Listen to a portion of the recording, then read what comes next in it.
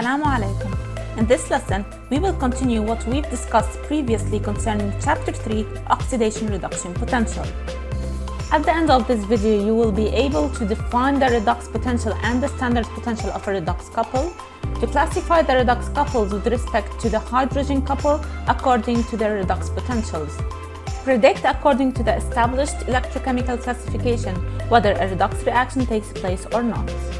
Please make sure to prepare your pen and a notebook in order to take notes.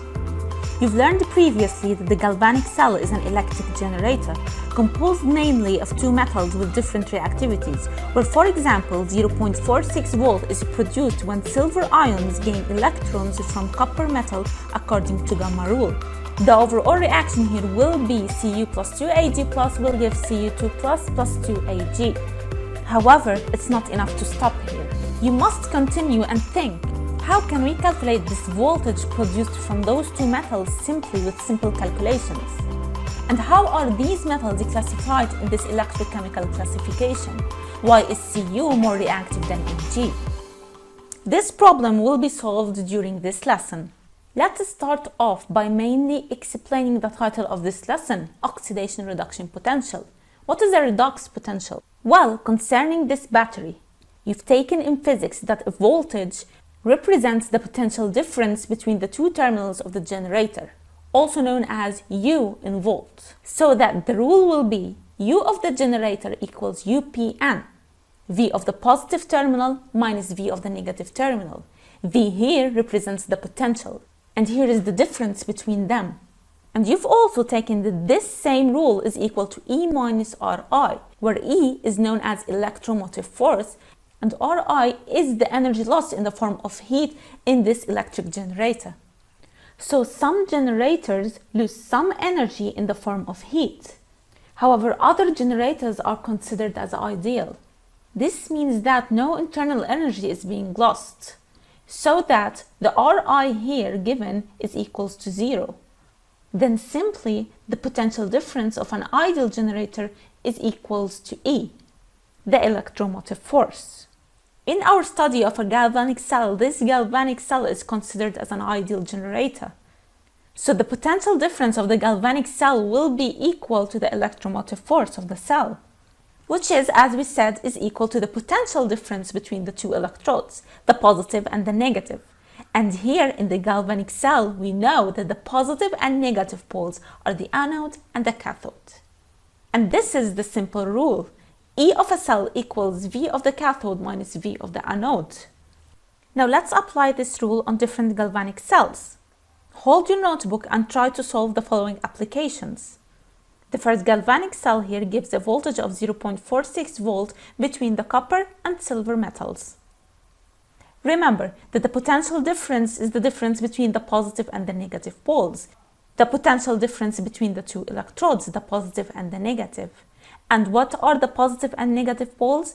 The positive pole is the cathode, which represents the Ag half cell, and the negative pole is the anode, which represents the copper half cell.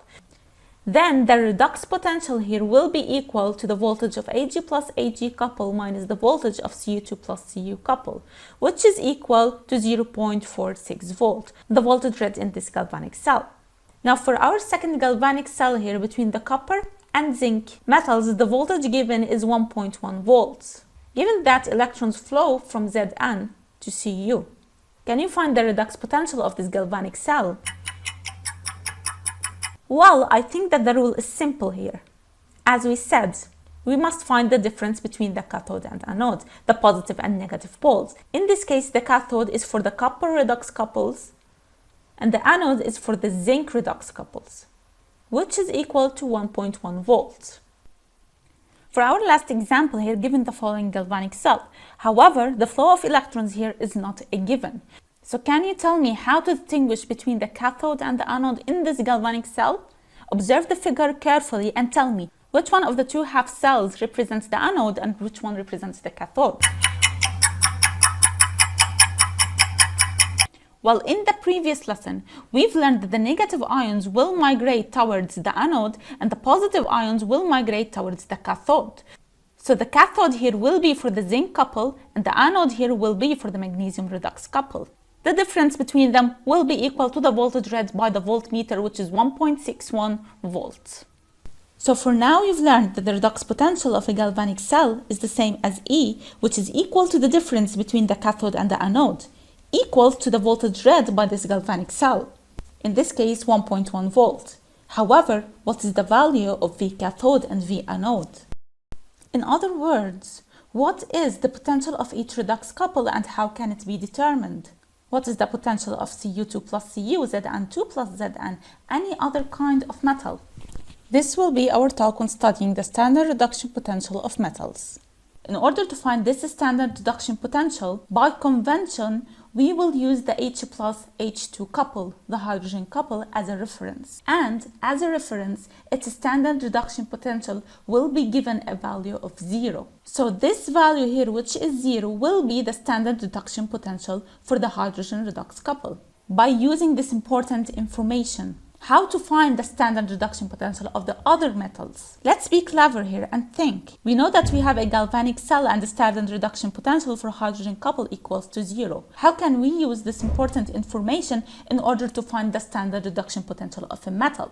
We will combine the two information in order to build a galvanic cell containing this hydrogen redox couple. So the galvanic cell will contain an electrode containing the metal with the unknown standard reduction potential and an electrode containing the hydrogen redox couple with a known standard reduction potential equals to 0. This video is prepared and recorded by teacher Zahra Shiri and supervised by teacher Hiba Badawi. Thank you for your time.